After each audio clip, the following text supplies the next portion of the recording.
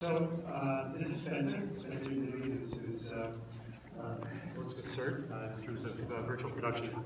And just a little brief rundown, and Brett's going to talk you through some of the stuff. But we work in all those areas that Brett has described, and we will give you very simple examples that were worked out by Spencer and a group here of the types of both performance capture, which is the people aspect of things, the virtual camera within the space that Brett talked about, but then also that third stage, which is integrating the live action and animation in the same space, the same screen, which is using the camera tracking technology that you mentioned.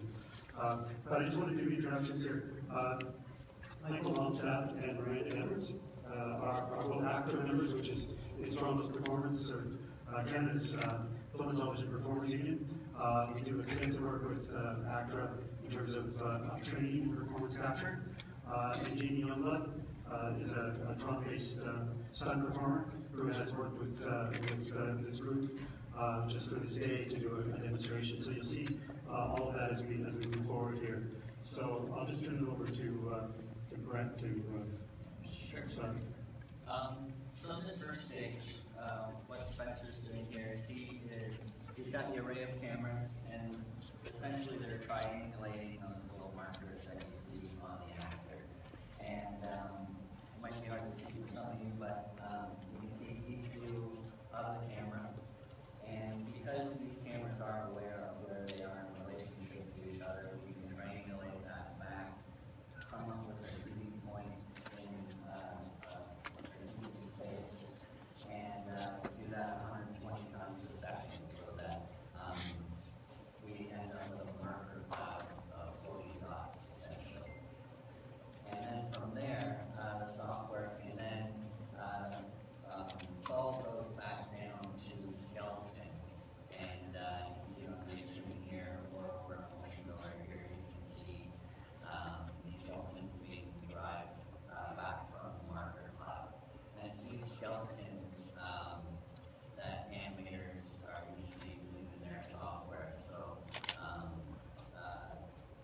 once the result comes to that skeleton, it can be passed into a different package where it will be rendered and plunked into a shot.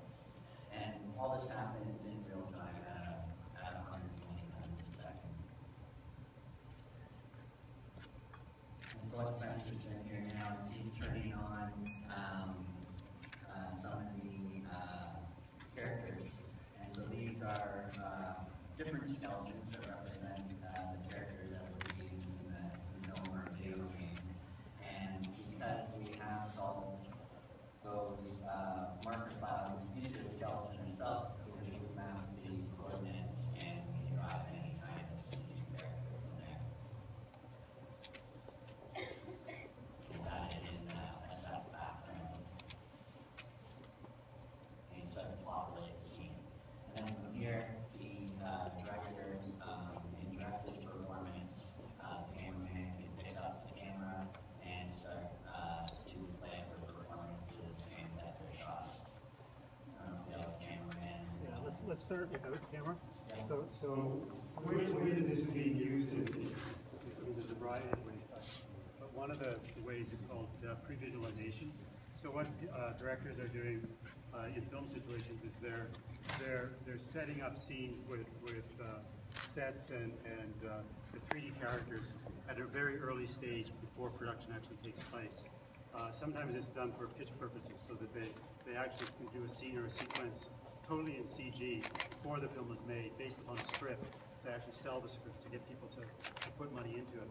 So that's a previous process. It's also used, for example, to decide whether you need to build a full, huge set or whether you can get away with building part of it. It's a way of creating production efficiencies, but also for directors, cinematographers, and designers to have discussions ahead of time about the best way to shoot something, and for producers to also input into the process. But it's also used for actual production purposes, as Brett was saying, in terms of the digital doubles, but in gaming too. I know that Brett's company has worked a lot with Ubisoft and others in terms of the game cinematics portion, the scripted portion of a game, oftentimes is using motion capture. And the way that it's being directed is similar to the way that a film or television director would direct actors in a scene. You're actually doing a scene or with a couple of actors or 3 or 4 actors, and they're going through a 1 minute or 2 minute or 3 minute scene. So they they've improvised or created a scene here. So why don't we just run through the scene then and see without the camera, just with the performers. So the director can be looking at it and deciding whether he or she wants to block it, have the actors performing the way that they're going to do it, or whether they want to change it later. So let's see it first run through. And action.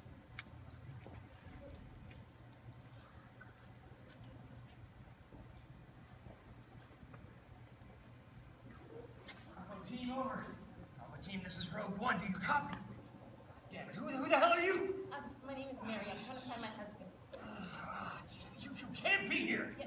This is not a safe area. I've got to get you out of here. I'm not going anywhere without him. I need to find him. Bravo team, do you copy? The situation has changed. I have an unarmed civilian. I need guidance to an extraction point. Look, David Smith, ask about him. I can't get a signal. I've got to get us out of here. Look, you got to come with me right now. No, I'm not going anywhere with you. Don't you understand? It's not safe. You're not going to make it without me. I'm not going anywhere without my husband. Look, I got to get you out of here. No, leave me alone. Jeez. Oh. David! No, come back! I can't let you go alone! Oh. Okay, so as I said, a director with other people involved can be running through a rehearsal of it at an early stage of the process. Can reblock stuff. So, for example, I might decide that I want them to do it over again, but when you leave, I want you to leave actually. Can you leave through the archway there? I think it would be more effective if you left through the archway. It's a minor change, but you can think of the changes that you might do in terms of how this needs to be blocked. So let's just run through once again.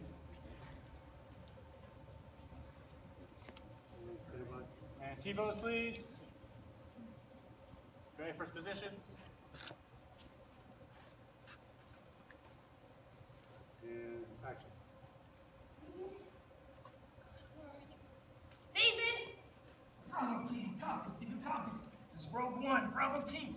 God damn it, who the hell are you? My name is Mary. I'm trying to find my husband. That's all I need. Look, I gotta get you out of here. This is not a safe area. I'm not leaving without my husband. Bravo team, do you copy? I've got a situation change here. There's an unarmed civilian. I need guidance to an extraction point. Look, you're coming with me. No, I'm not going anywhere. Don't you understand? You're not gonna make it alone. It's not safe here.